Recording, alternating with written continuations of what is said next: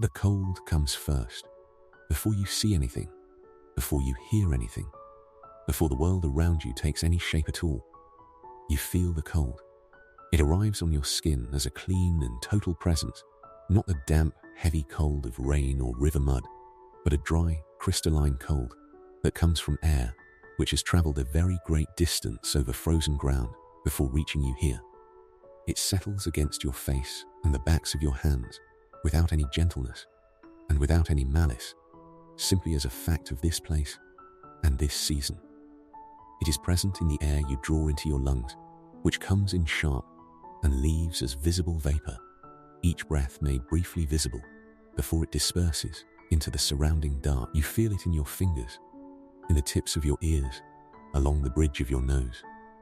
Between one breath of wind and the next, in the moments of perfect stillness, the cold is so complete and so even that it feels less like a temperature and more like a substance, as if the darkness itself has weight and texture and has settled around you like something solid.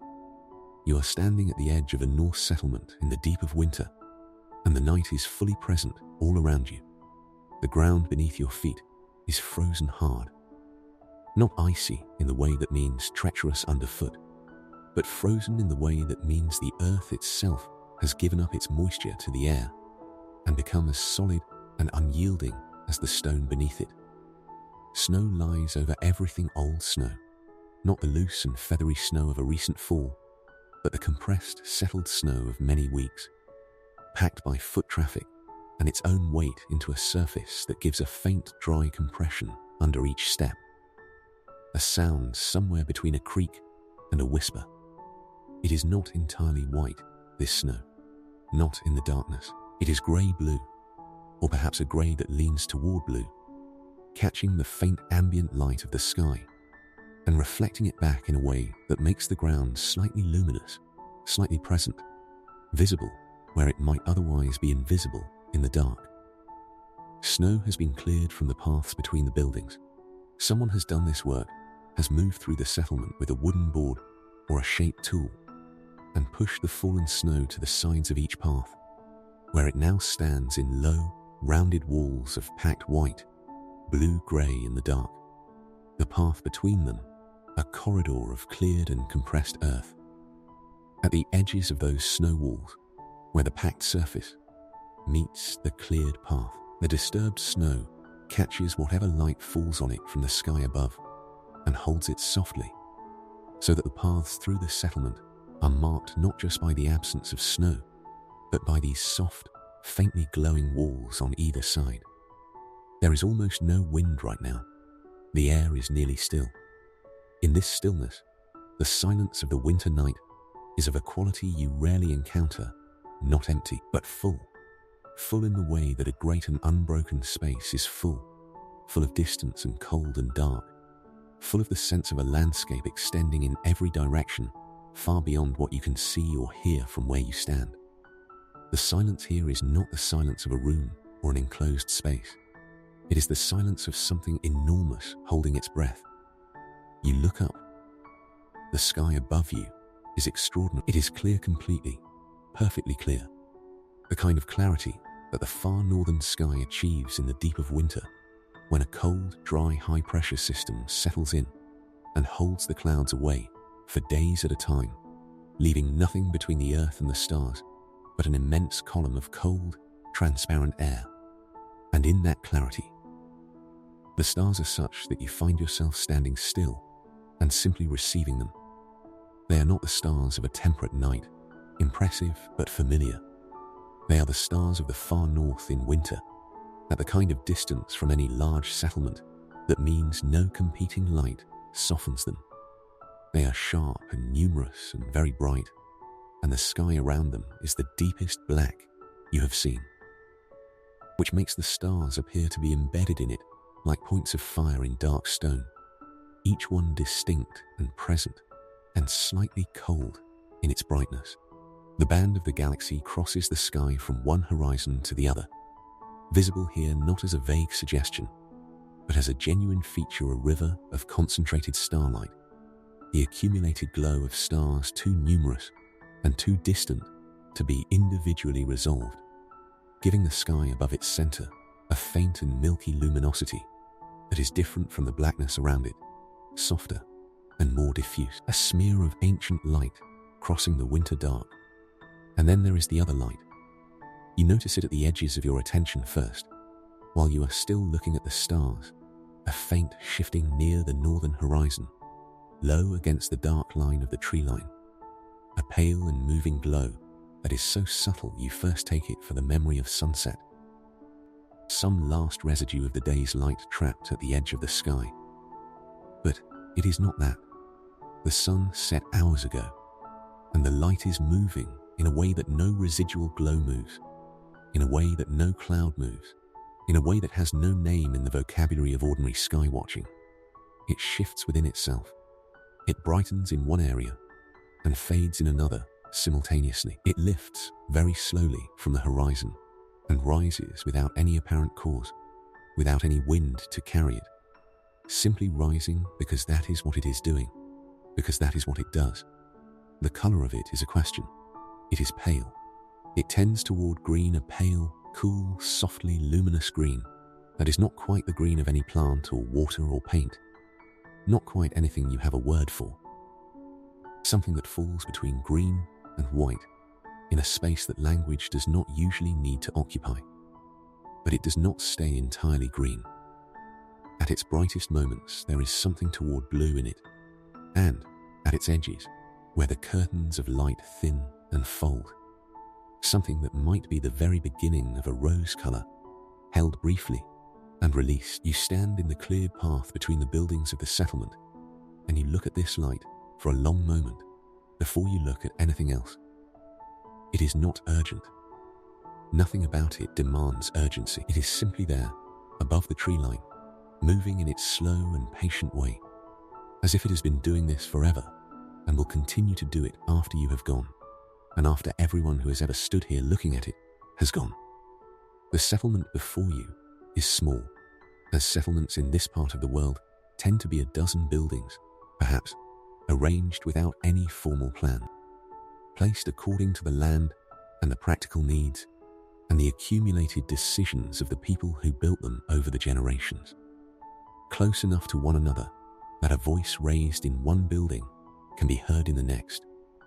Far enough apart that a fire in one building does not necessarily spread to its neighbor. The buildings are long and low, their roof lines sweeping, the overall silhouette of each one a long, gentle curve from one end to the other, not the sharp angles of stone construction, but the more organic shapes of timber and turf, of materials that flex slightly under weight and weather and take on, over time, a shape that is somewhere between built and grown. The walls are built of timber and turf. The turf is cut in thick blocks from the nearby ground and stacked against a timber frame, providing insulation of a depth that stone walls of the same thickness could not match. The outer faces of the turf walls are exposed earth, rough and organic, and where the walls rise above the snow, they are a dark, earthy brown grey in the darkness, almost indistinguishable in colour from the frozen ground around them. Some of the buildings have their outer faces clad in split timber boards fitted close together, the boards weathered to a silver grey, the gaps between them sealed with moss and river clay that has dried and cracked slightly in the cold. The roofs are deep with snow, the eaves hanging low and rounded with the accumulated weight of weeks, and in the darkness, the buildings appear almost as extensions of the landscape itself, as if the land has humped up in a few places, and these humpings have been given doors. From several of the buildings, light seeps out, not the bright, even light of open windows. These buildings have no glass, and their openings are small and shuttered against the cold, but the dimmer, warmer light of fire seen through the gaps around doorframes and through the narrow smoke holes in the roof ridges, light that pulses very gently as the fire inside shifts, brightening and fading by a small degree, the way all firelight does, always moving even in its apparent stillness. The light is orange warm, entirely different in quality from the blue-white of the stars or the cold green-white of the lights to the north. It is the warmth of burning wood, contained inside a building full of people, seeping through the cracks into the cold dark outside. From the nearest building, the largest, the one you are moving toward, you hear, very faintly, the sound of voices. The walls and the distance flatten all the individual features of speech, so that what reaches you is only its rhythm and tone, low, unhurried. The cadence of people speaking by firelight in the evening, after the work of the day, when there is no urgency and nowhere to be but here. You begin to walk toward the large building, moving along the cleared path. Your breath appears before you and rises and disperses. The packed snow whispers under each step. The cold presses evenly against every exposed surface of your face and hands. The lights in the northern sky continue their slow shifting above the tree line, above the buildings, above everything. You reach the door of the longhouse. It is a heavy door of thick planks, its wood dark with age and weather, and the accumulated oil of many hands. The iron fittings on it, the hinges, the latch plate are slightly rimed with frost at their edges, the moisture in the air having frozen against the cold metal.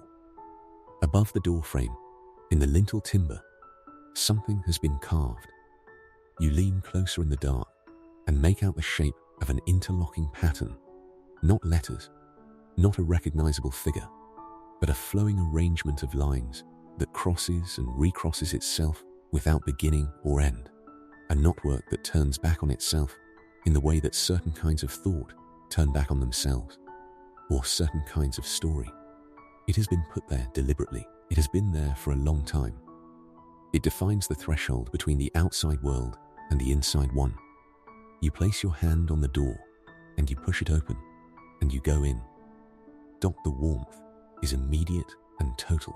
It reaches your face before you have fully crossed the threshold, moving against your cold skin like a physical presence, like something that extends itself out to meet you.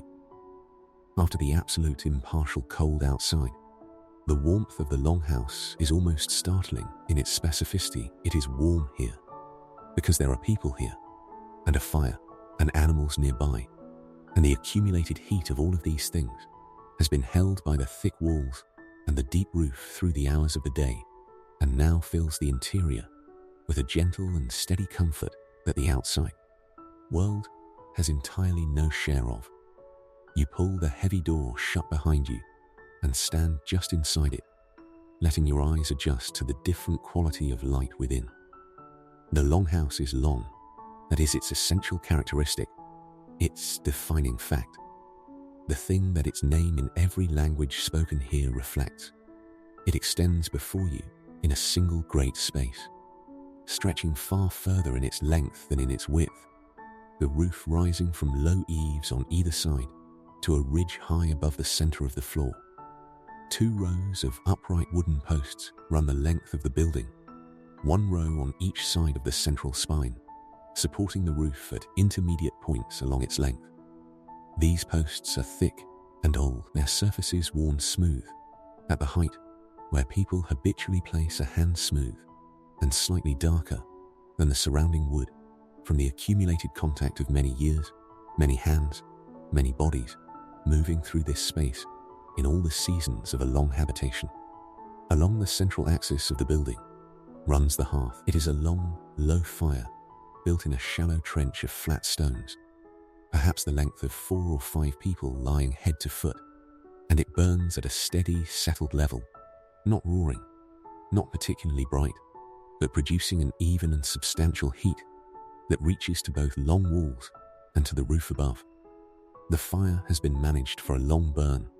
The wood is large and well dried, laid in a careful arrangement that allows air to move through it and sustain combustion without the fire consuming itself too quickly. Around the edges of the fire, where the largest stones of the hearth ring have absorbed hours of heat, the stones themselves give off a warmth that the fire alone could not account for. The heat stored in the stone through the long day, working its way back out through the long night. The smoke of the hearth rises to the roof slowly, gathering in the upper air before escaping through the long gap in the ridge above a controlled opening that can be partially covered with a movable baffle of timber, adjusted to manage the draw and the weather, to keep rain or snow out while still allowing the smoke to exit. Some smoke lingers always in the upper part of the building. You can see it in the firelight, a faint layer of haze in the air above the height of the roof posts, shifting very slightly with the movement of the air, giving the upper parts of the building a quality of softness, a slight obscuring of the blackened timbers up there and the various things hung from them. Bundles of dried herbs and plants, their stems tied and their heads hanging downward, the dried flowers and leaves releasing a faint botanical smell into the warm air when the fire disturbs them. Coils of rope hang from pegs driven into the purlins. A pair of snowshoes hang side by side from a wooden hook, their frames of bent wood fitted with a web of leather strips, a short-handled tool whose purpose is not immediately clear. Objects stored up out of the way, accessible when needed, out of the general circulation of the floor below. The sleeping platforms run along both long walls, raised perhaps the height of a knee above the floor, and wide enough to sleep comfortably, their surfaces laid with furs and rough woolen blankets, and in some areas with straw beneath the furs. Some of the platforms have small wooden chests at their foot ends, personal storage, the person's own things kept within reach of their sleeping place. The chests are of various sizes and various qualities of construction. Some are plain and functional. One near the middle of the hall has been carved with a repeating border pattern at its lid edge. Modest decoration that speaks to someone having taken some care with it, someone having spent the time. The people of the longhouse are gathered toward the central and far end portion of the hearth, where the fire is generous and the warmth is highest, drawn there by the oldest and most reliable social gravity there is. You move toward them slowly, stepping carefully around the things on the floor, a wooden bucket with a bale of bent wood, a pile of raw fleece waiting to be carded, a wooden trencher on the floor near the fire with the remains of the evening meal still on it, bread and the remnant of something cooked in fat, the smell of it still present and warm in the air. The group is perhaps 8 or 9 people, adults and several older children, and at the very far end of the platform, 2 young children already asleep under a single large fir, their shapes just visible in the low light, one curled into the other in the way that sleeping children arrange themselves without self-consciousness. An older man sits closest to the fire. His stool is slightly higher and broader than the others, worn to a particular shape by long and consistent use, placed precisely where he has placed it for many years. He is a large man, once, you sense, still broad across the shoulders, still holding himself upright even in the ease of an evening by the fire, but with the particular quality of age that a large man carries differently from a smaller one. His hair is grey-white and worn long, gathered loosely behind his head. His beard is full and falls to his chest. His face is deeply lined in the way of a face that has spent a great many years outdoors in hard weather. The lines settled into something that is not unkind, but is entirely accustomed to difficulty.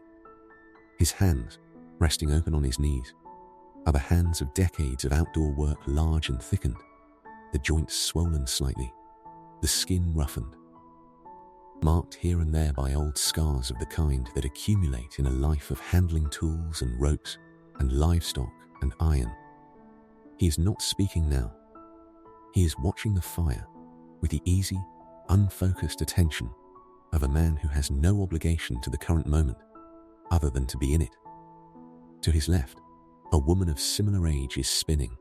She holds a cloud of prepared wool in her left hand, drafting the fibers out with her fingers into a continuous, thinning strand that she then feeds to the drop spindle hanging in the air before her, a simple weighted rod of wood, spinning slowly on its own momentum, twisting the drafted fiber into thread as it hangs.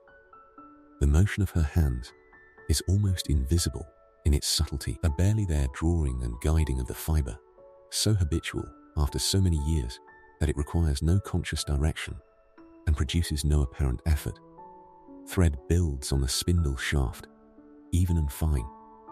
She watches the fire, or looks at the person speaking, or simply looks at the middle distance, while her hands continue their work independently. A young man of perhaps 17 or 18 sits across the fire from the older couple, on the opposite sleeping platform, his back against one of the roof posts, a piece of wood braced against his knee, and a small iron knife working slowly across its surface. He is carving something whose purpose is not yet clear from the rough general shape of figure, perhaps, or a piece of decorative fitting, or simply a practice object made for the sake of making. Pale wood curls fall from the knife and accumulate in his lap and on the platform beside him and on the floor below. He does not look up very often. When he does, it is briefly, taking in the room, and then his eyes return to the work with the focused ease of someone doing something they enjoy. The conversation among the gathered adults is low. You cannot follow all of the words. The language is shifting and tonal, complex at its edges in ways that resist easy following, but the quality of it is unmistakable. This is the sound of an evening gathering in a warm and enclosed space at the end of a day of winter work, when the cold outside has been successfully excluded and there is nothing more demanding than the long and companionable passage of a winter night. Someone says something that produces a quiet sound of amusement from 2 or 3 of the others. The older man makes a brief, deep sound of confirmation. The spinner does not look up, but her head inclines the smallest degree, which is its own kind of response. A clay lamp on a flat stone beside the fire burns with a small, steady flame. Adding its particular light to the fire's glow, the lamp's flame is more constant than the fire's, less prone to the small variations that make firelight alive, and the combination of the two gives the interior of the longhouse a layered quality of illumination that reaches into the corners and onto the faces of the people without making anything sharp or harsh. The smell of the longhouse is complex and entirely particular to itself. Wood smoke, dominant but not overpowering, the sweet, resinous smoke of birch and pine. Beneath it, the animal warmth coming through the wall from the byre attached at the far end, a warm hay and wool smell that is comforting rather than unpleasant. Beneath that, the smell of the meal that was cooked and eaten, grain and fat, and the faintly sour smell of fermented dairy, the foods of winter in this northern place. And beneath all of that, something older and more pervasive, the smell of habitation itself, of many people living in a space over many years, of the accumulated seasons of cooking and sleeping and working and being alive in one place. You find a place at the edge of the warmth, and you stand in it, and you listen to the voices, and you feel the heat of the coals reach your hands and face, and you let the longhouse settle around you like the lived and particular world that it is. After a time, you move slowly toward the far end of the longhouse, past the gathered people, past the area where the fire burns brightest, toward the sleeping end, where the building narrows slightly, and the platforms on each side are thick with winter bedding. This end of the hall is darker and quieter. The fire's glow reaches here, but only as warmth and the faintest of red light. The sleeping platforms are made comfortable by the depth of the furs laid on them skins of many animals, each with its own texture, the coarser outer fur of reindeer and bare over the softer undercoats of smaller animals. The whole arrangement, dense and deep and clearly adequate to the cold. You notice, as you move slowly along the length of the platform, the small personal objects arranged at each sleeping place a knife in its sheath, placed within reach. A small carved figure set against the wall, its painted details invisible in the dimness, but its shape recognizable as a person or a god. A comb of bone or antler, a piece of cloth folded carefully, a string of amber beads laid along the edge of the platform, their honey-colored translucency visible even in very low light, each bead smoothed and polished by many years of handling. You can hear the wind here at the far end of the building. Not loud, the walls are thick, and the turf insulation is deep but present, a low and continuous sound against the outer face of the end wall, a pressing of cold air against the building that the building receives and redirects without yielding.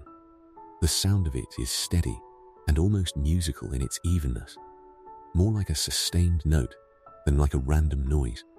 And beneath the general warmth and conversation sound of the hall, it provides a quiet reminder of what exists on the other side of these walls. You notice, near the base of the end wall, the small gap through which the warmth of the byre flows. It is not a formal opening, simply the inevitable imperfection in a junction between two structures built at different times by human hands. But through it comes a steady, gentle draft of warmer air, carrying the smell of the animals on the other side. Someone has placed a stone against the largest gap, reducing it, but not eliminating it, understanding that the warmth that comes through is more valuable than the absolute exclusion of the smell. You take the side door, a small, low door in the long wall, not the main entrance, and step through into the byre. The ceiling is lower here, and the space is more enclosed. The smell entirely different from the main hall. The warmth of the animals fills the byre with a dense and enveloping heat, different in quality from the fire's heat, softer, more even, not coming from any single point, but from the accumulated body warmth of several large creatures distributed through the space.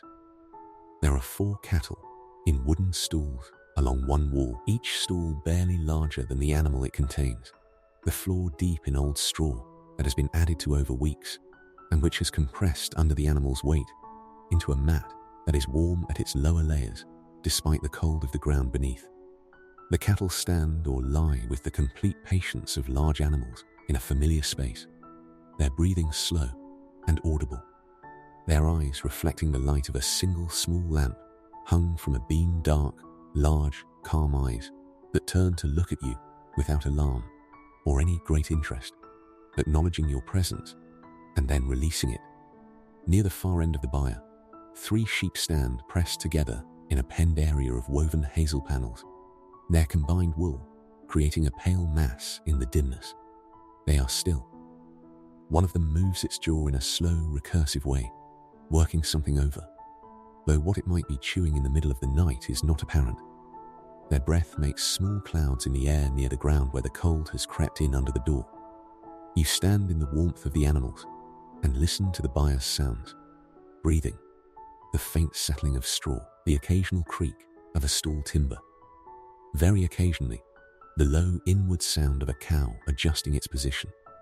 These sounds are entirely unremarkable to the people who sleep a few arms' lengths away from them through every winter night of their lives, but heard with fresh attention in the deep quiet of a winter night in the far north. They have a particular quality, the quality of life continuing in its most basic form, of bodies warm and breathing, of the essential, uninteresting, necessary persistence of living things through the cold.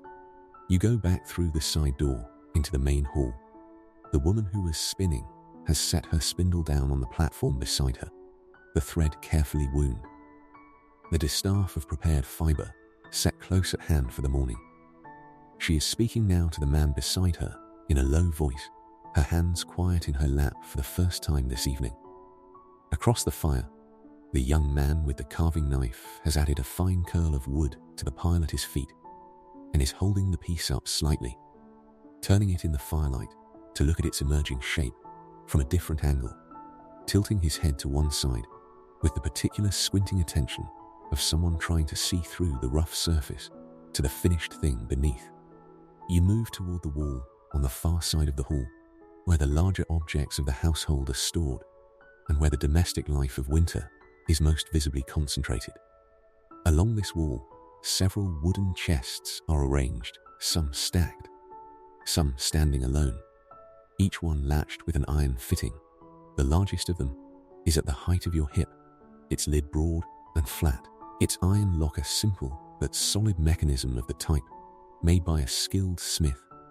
On its lid, someone has set a wooden bowl upside down and a pair of bone needles of different gauges, the kind used for sewing heavy leather and lighter cloth respectively.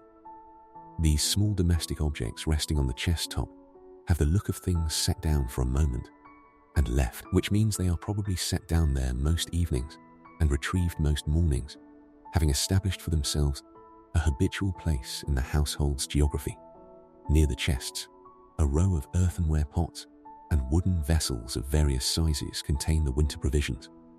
Some have cloth covers tied over their mouths with cord. Some have fitted wooden lids. The pots smell, faintly, of the things inside them, one of dried and salted fish, sharp and strong even through the clay, one of grain with its dry, dusty sweetness, one of something preserved in fat, the rich, slightly gamey smell of cured meat. There is also a large wooden tub, sealed with a lid of heavy timber, and from it comes the sour, complex smell of fermented dairy skyer or something similar, preserved in a form that will keep through the winter months. These are the foods of winter. They are not fresh. They are not varied. They are sufficient, and sufficiency is what is required. Someone in this household knows with precision what is in each of these containers, knows the rate at which each is being drawn down, has calculated through some combination of experience and careful attention whether what remains in each will last until the winter's resources begin to renew themselves. This kind of knowledge is not dramatic. It does not get told in stories, but it is as essential as any other kind of knowledge available to these people, and it is held, usually by specific individuals whose responsibility it is often a senior woman of the household, whose management of provisions through the winter months is the quiet and foundational labor on which everything else rests. On the wall above the provisions hang several outer garments, heavy cloaks of thick woven wool, some lined with fur at their collars and hems, the fur dark and dense and winter heavy. A pair of leather trousers, oiled to keep the leather supple in the cold. A large rectangular piece of oiled wool that can be folded and wrapped around the body in several configurations depending on the weather and the task, serving as cloak and windbreak, and even as a ground cloth when needed. The wool of the cloaks is natural in color or dyed with local plants, the soft reddish brown of birch bark, the muted yellow-green of certain mosses, the grey-brown of iron tannin, the tones, quiet and deep, not vivid, the colours of the northern landscape itself. The stitching along the hems is close and careful, worked in a repeating pattern that is both decorative and structural, reinforcing the edge against the wear that comes from being sat on and walked over and caught on every rough surface that winter life presents. Nothing in this house is careless. Nothing has been made carelessly, because nothing can be replaced without significant effort. And in the deep of winter, some things cannot be replaced at all. Further along the wall, within easy reach of the main door, are the tools and weapons of the household arranged in the practical order of things used regularly. An axe hangs on an iron hook, its head heavy and broad, and brought to a good working edge, its haft of ash wood worn smooth and dark from long use, the wood at the grip almost black from the accumulated oil of many hands over many years. This axe splits wood every day of winter. It has done this for many winters. Two spears lean in the corner upright, their iron heads pointing toward the roof, their shafts long and straight-grained, fitted to the hands that throw them. A sword in its scabbard rests on a high peg, not ornamentation, not a relic, but a weapon maintained and accessible. The scabbard is wood wrapped in leather, its mouth reinforced with a fitted piece of horn to protect the edge of the blade. When it is sheathed, a round shield rests flat against the wall beside the door, its planks faced with leather, its central iron boss and its rim bound with iron strip, its painted surface worn and renewed in different reds and blacks over the years, until the design has accumulated its own layered history in its variations of tone. The fire in the central hearth has been fed while you were in the byre. A new piece of wood, a split length of birch, white barked, dense, has been laid across the existing coals and is now catching, the yellow flame rising and finding its shape around the edges of the wood before settling into the steadier burn of wood fully engaged. The additional light from it reaches further than the coals alone reached, and for a moment, the entire interior of the longhouse is more fully illuminated, the faces of the people around the fire more clearly defined, the carved posts more present, the objects hanging from the roof timbers briefly visible in their variety. Then the new flame settles into a lower, more even burn, and the light returns to its previous, more intimate quality. And the hall is warm and dim and still. You settle back into a place near the fire, and the old man begins to speak. He does not announce that he is going to speak.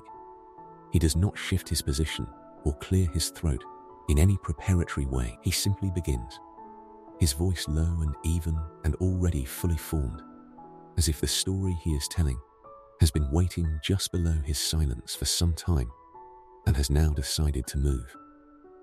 The others in the hall notice it the way you notice a change in the sound of the wind, without turning toward it, without any dramatic acknowledgement, but with a shift in their own quality of attention that tells you they are listening, that the room has reorganized itself around the voice, without any visible reorganization taking place. The spinner's hands slow, almost imperceptibly. The young man's knife pauses. Even the children at the far end of the hall seem to breathe more quietly, though they are deeply asleep. He is speaking of the sea, of a journey north along the coast in late autumn, further north than any trading route requires, further north than most men see reason to go, into the region where the winter darkness is not the ordinary darkness of long nights, but the more complete darkness of days that offer almost no light at all, where the sun appears briefly at midday for only a few weeks in the deepest winter, and even then remains so low on the southern horizon that it offers no warmth and barely any illumination, a pale disk that slides along the very edge of the world and sinks again before you have fully registered its presence. He speaks of the water there, of how the sea in that far north is a different color from the sea further south, darker, greener, and opaque. Heavy green that in certain lights approaches black, a color that seems to absorb light rather than reflect it. Of the way the surface of that sea moves even in calm weather, a long, deep swell that comes from far away and passes beneath a ship with a slow, authoritative heaviness that tells you of the open ocean beyond the last land, of distances of water with no shore on either side, of the birds that follow a ship in those latitudes, large white birds, broad-winged, riding the wind with an economy of effort that makes the oarsman seem clumsy by comparison, tilting from one side to the other without any visible movement of their wings, reading some variation in the air that is invisible to the people below them. He speaks of the ice, of the particular color of ice in deep water, not white, as people who have not seen it often imagine, but blue-green, a color that comes from the depth of the ice and the way light travels through it, a color unlike any other thing in the world. He pauses on this. The fire shifts. He continues.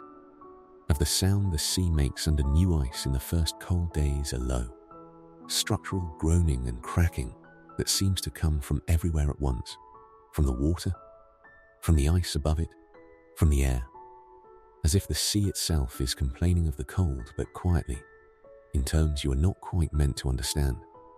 Of the smell of the air above the ice, which is so cold it has almost no smell at all, only the very faint metallic trace of moisture that has been frozen out of it, a smell like the inside of a cold stone in a dark place. He speaks of these things without drama. He speaks of them with the particular flatness of a man reporting what he actually encountered, the way the reality of a difficult experience described without embellishment is always more present than the same experience described with urgency or flourish.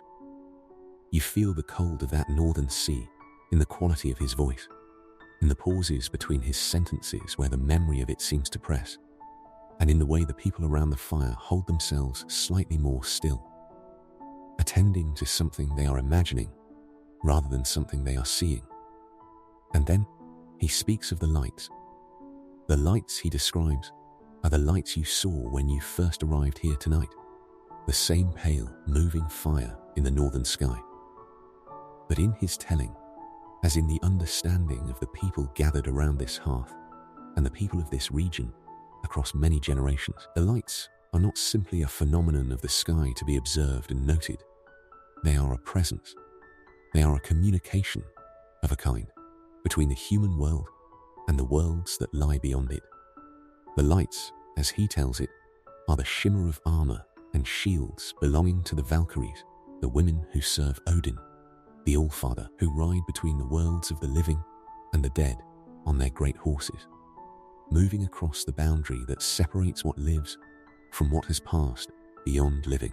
They travel the battlefields, and they choose, from among the fallen, those who are worthy to go to Valhalla, the hall of the slain, where they will live and feast and fight again through the long age of the world until the final days come.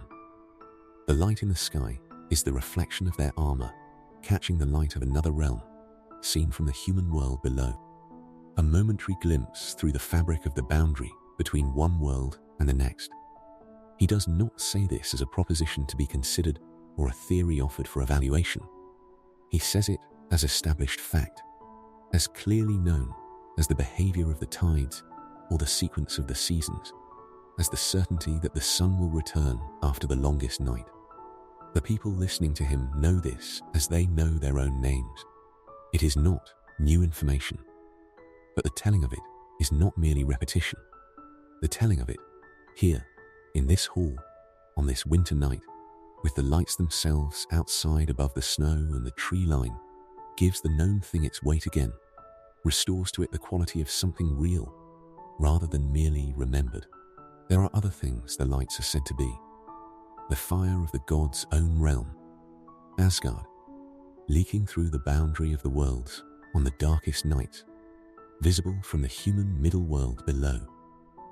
The gathered fires of the dead, not the warrior dead of Valhalla, but the ordinary dead, the people of the generations before, still present in some form in the world, visible on the clearest and darkest winter nights when the boundary between the living and the dead grows briefly thin. Some speak of the lights as connected in some way to the serpent that winds around the roots of Yggdrasil, the great world tree, its coiling visible in the sky above. No single account forecloses the others. All of them can be true at once, in the way that this understanding of the world holds many things true simultaneously, without requiring them to resolve into a single explanation. The world, as the people of this hall understand it, is not a simple place. It is a place of 9 realms, connected through the structure of Yggdrasil. The immense ash tree whose roots reach into depths that cannot be fathomed, and whose branches extend into heights that cannot be reached, and through whose structure the realms of gods and humans and giants and the dead and the primordial forces are arranged and connected. Between these realms, in the spaces between them, movement is always occurring. The gods move, the Valkyries move, the creatures of the outer realms press against the boundaries. The dead travel toward their various destinations. And sometimes, in the deep of winter, in the long darkness and the clear cold, some of this movement becomes visible from the human world below.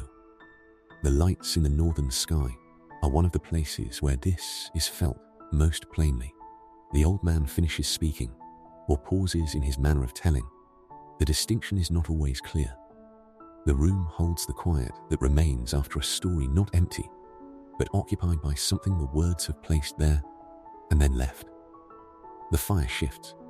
A coal falls from the arranged pile to the stone surround with a small, soft collapse, and a brief flurry of sparks rises from the disturbance, curving upward in the warmth above the fire, dimming as they rise, gone before they reach the height of the smoke. The spinner reaches for her spindle. The young man takes up his carving knife. The old man watches the fire. You stay a little longer by the fire before you rise. The warmth from it reaches you steadily, and the hall around you has the quality of a place that has given over its energy to the night, not abandoned, not empty, but resting. The people in it resting. The fire in it resting in its lower and more sustained burn. The objects on the walls and platforms resting in their places. each thing in the position it will hold, until morning brings someone to move it. You think about the story you have just heard, not its content exactly, but its movement through the room, the way it changed the quality of the air while it was being told. In the settlements along this northern coast, and through these inland valleys, stories are the primary means by which the world is understood and transmitted from one generation to the next. Not written down, the marking of letters on surfaces is known here. The runic alphabet scratched into stone and wood for specific purposes, for memorial inscriptions, and for certain objects requiring particular marking. But the long, complex, layered body of knowledge that tells people who they are and where they come from, and what the world is made of, and what their obligations are within it. All of this lives in speech, in telling, in the memories of the people who carry it. An old man who knows many stories is a person of real value, not because the stories are entertainment, though they are that also, but because the stories are the record. They hold the genealogies of families and the histories of disputes and their resolutions. They hold the knowledge of the sea routes and the behavior of the weather in different seasons along different coastlines. They hold the descriptions of distant places and the customs of distant peoples. They hold the nature of the gods and the structure of the world, the cosmology that tells people where they stand in relation to everything else that exists. All of this is in the stories. A man who can tell them well, who can hold an audience's attention through a long winter telling without losing the thread or flattening the shape, is doing something important and skilled. The old man by the fire has told many stories. You can sense this in the confidence of his telling, in the economy of it, in the way he knew exactly when to pause and when to continue, in the way the room responded to him without any effort on his part to direct it. This is a skill built over decades, over many fires, many winter nights, many audiences. It does not look like skill. It looks effortless. But that effortlessness is the deepest form of skill, the form that only comes after long enough practice that the effort is no longer visible. The fire shifts again. The old man's eyes are nearly closed now, watching the fire from some threshold between waking and sleep, present still, but only just. You rise quietly from your place near the platform edge, and you move toward the door without disturbing anyone, and you pull the heavy timber open, and you step outside into the cold. The heavy timber door opens again into the cold, and you step outside, and the cold receives you immediately and completely, as it always does, without any transition. You pull your outer garment close around your shoulders and stand for a moment in the cleared path, letting your eyes readjust to the dark, letting the cold settle back against your face like something familiar. The settlement around you is very quiet now. The sounds from inside the longhouse are muffled and distant. The other buildings show no signs of movement.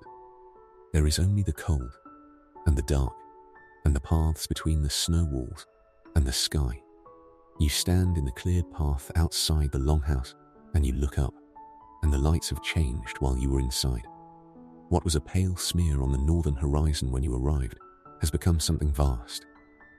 The lights have risen and spread and developed structure in the hours you have been here. And now they occupy a significant portion of the northern sky, not a glow, but a series of great curtains and bands of light, arranged from the horizon to past the midpoint of the sky, each curtain distinct in its brightness and its color. The whole arrangement in continuous, slow motion, shifting and reforming in a way that is without repetition, that follows no pattern you can predict, that simply continues as it will continue. You walk away from the buildings, toward the open ground beyond the woodpile, toward the field that begins at the settlement's edge and extends to the tree line. You want nothing between you and the sky. The field is a flat, unbroken expanse of settled snow. No path crosses it. No foot has broken its surface in some days, and the snow has crusted and smoothed so that it is nearly even, only the faint undulations of the ground beneath giving it any variation.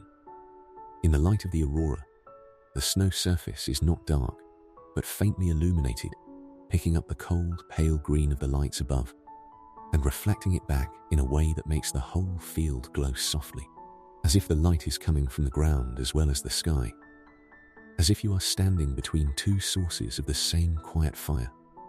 You walk out onto the field, your feet breaking the crust with each step, the sound of it very clear in the silence. You walk until the buildings are some distance behind you and the tree line is not far ahead, and then you stop and you turn your face upward. The lights are extraordinary from here. The full sky is visible with nothing to interrupt it, and the aurora fills the northern half of it in a complex, layered display. The lowest bands of light hang just above the tree line, pale and thin, almost transparent, the stars behind them visible through them, as if the light were a gauze hung against the dark. Higher, the curtains deepen and brighten, the green becoming more saturated, more present, more difficult to ignore. At the apex of the display, where the light is brightest and most active, the curtains fold and sway in a motion that your eyes keep trying to make fast, and which refuses to be fast, which remains, no matter how closely you attend to it, fundamentally slow, fundamentally unhurried, moving at the pace of something that has no schedule and no destination. At the edges of the brightest curtains, where the light thins as it reaches its outer limits, you see the color shift the green at the center, fading toward white at the edges. And then, at the very outermost fringe, the faintest suggestion of pink or rose, a warmth at the cold edge of the cold light, brief and slight, and gone before you are sure you saw it. The lights do not make any sound. You listen, because looking at them makes you wonder if they should make a sound something vast, and moving in the sky seems as if it should announce itself acoustically. But the sky above you is completely silent. The lights move in absolute silence, and the silence seems to belong to them as much as the light does, to be part of what they are. You stand on the snow in the field and you look at the lights for a long time. The cold is significant. You feel it in your face, in your hands, in the air you draw into your lungs with each breath. It is not dangerous, you are clothed for this weather, and the air is still and dry, but it is present and consistent, pressing against every exposed surface, reminding you with each breath of the temperature of the world you are standing in. The cold and the lights together constitute the world at this moment, the enormous cold, quiet dark of a winter night in the far north, and the silent fire moving through the sky above it, and you standing between them on the snow. You think of what the old man said by the fire, the riders between worlds, the light of one realm seen through the darkness of another. Standing here beneath the actual lights, in the actual dark and cold, the explanation does not seem distant from the experience. Something is moving up there. Something is present in the sky that is not the sun and not the stars and not the clouds. Something that belongs specifically to this season and this latitude and this depth of darkness, whether it is the reflection of otherworldly armor or the interaction of solar wind with the Earth's northern atmosphere. The experience of standing beneath it at the center of a frozen winter night is not something that explanation fully exhausts. The lights remain themselves, beyond whatever you think they are. You turn and begin to walk back toward the settlement. Your footprints in the crusted snow are visible behind you, a trail of broken white leading back from the edge of the tree line to where you stand. The crust reforms around each footprint as the cold works on the disturbed snow, and by morning, the prints will have hardened again and become part of the field's surface. The snow holds the record of everything that crosses it, briefly, and then releases it. The longhouse ahead is a dark shape with its seams of light, the light seeping from around its door, from the smoke hole above its ridge, from the gap at its far end where the byre connects. These small, warm, orange-yellow lights are entirely different from the cold light above. entirely of the human world, the world of fire and enclosure and people gathered together against the cold. You return along the path between the snowbanks. You push the heavy door open again. You go inside. The hall is quieter than when you left. Most of the people have retired to their sleeping platforms. The children at the far end breathe slowly in their sleep. The spinner lies on her platform with her fur drawn close, her eyes closed, her hands still at last, the spindle resting beside her on the platform edge. The young man with the carving has set his work aside, the small figure and the knife together on the chest at his feet, and he too is still. The old man remains on his stool by the fire. His head has dropped forward slightly, and his breathing has taken on the slower, deeper rhythm of sleep, or of a state very close to it. He has not moved to the sleeping platform. Perhaps he often sleeps here by the fire, in his particular place, his body having learned over many years to rest in this exact posture, without any other preparation. The fire is lower now. The new wood you noticed catching when you left has been mostly consumed, and the hearth is returning to a state of deep red coals, with only the smallest yellow flame at the most active edge. The light from it is lower than before, warmer in color, reaching a shorter distance. The far ends of the hall are in near darkness. Only the central area, the hearth and its immediate surrounding space, holds enough light to see by. The clay lamp beside the fire still burns, its small flame entirely steady, casting its own small circle of warm light that does not vary with any breath of air. You sit on the edge of the sleeping platform across from the old man, in the warmth of the coals, close enough to feel the heat on your face and hands. The sounds of the longhouse at this hour are very specific.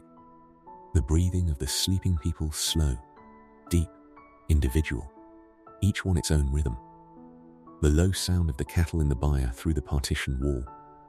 The faint, very faint, sound of the wind moving over the roof above, found only in the deepest quiet between all the other sounds. The fire's almost inaudible breathing, the tiny crackling of coals consuming themselves. Outside, the lights continue. The curtains and bands of pale fire move through the winter sky, above the settlement, above the sleeping hall, above the snowfield, above the frozen ground, above everything in their slow and patient and entirely indifferent way. They do not know the people below them. They do not address anyone. They simply occur, as the cold occurs, and the dark occurs, and the stars occur, as part of what the world is in this place and this season. And inside, the fire breathes in the hearth, and the old man breathes in his sleep, and the cattle breathe in the byre, and the children breathe in their pile of furs, and the building breathes in its slow, structural way around all of it, flexing almost imperceptibly in the wind, settling into itself, doing what it was built to do. The warmth of the coals reaches your face. Your hands, held toward the fire, are warm on their fire-facing sides and cool on their backs, and this small differential of temperature is somehow pleasant, the reminder that warmth has a direction, that it comes from somewhere specific, that it is not merely the absence of cold, but its own positive presence, its own kind of gift. You let your eyes rest on the coals. They are red and orange, and at their deepest core almost black, the ancient color of fire nearly spent, and they shift very slowly as the heat works through them, and the small remaining breath of air moves over their surface. The surface of each coal is delicate, a web of grey ash forming over the red, the ash grey and fragile, and lifting away in the slightest draught, revealing the red beneath it again briefly before the ash reforms. The fire is making itself into ash. It has been doing this since it was lit, and it will finish when it finishes, in the early hours before dawn. And whoever rises first in this household will find coals still warm enough to build from, and they will lay new wood on them, and the fire will continue for another day. The old man breathes on in his sleep, deeply and evenly, his chest rising and falling with a steadiness that is itself a kind of comfort to observe. The spinner breathes in her sleep from the platform across the hall. The cattle breathe in the byre. The children breathe in their furs. The building breathes around all of them, creaking very faintly in the cold outside, the timber contracting almost imperceptibly in the frost, the turf walls holding their warmth without sound, the deep roof resting under its weight of snow. And above the roof, above the settlement, above the frozen field and the dark and patient tree line, the lights continue their slow passage through the winter sky. You cannot see them from here, from inside the warm and dimming hall, but you know they are there. They do not require your observation. They do not require any observation. They occur as they have occurred on winter nights over this northern land, for longer than any human memory reaches, longer than any story told around any fire can encompass, longer than the word for long can carry. You notice the fire, lower now. You notice the warm air on your face. You notice the sound of breathing the old man, the hall, the building, all of it slow and even and deep. You notice the clay lamp still burning on its flat stone, its flame not wavering, the most constant thing in the room. You notice the cold, very faintly, at the seams of the door behind you, not inside, not threatening, simply present at the boundary, reminding you that outside and inside are different things, and that the wall between them is maintained by effort and by attention, by the fire, by the woodpile, by the work of the household repeated every day of every winter. The lights are above, the fire is below, the people sleep between them. You rest here, in this warmth, in this low and breathing light, in this old house, in this old winter, beneath this old sky. The coals settle, very softly. The old man breathes, the lights move, outside, in the silent cold, across the enormous dark. You rest now.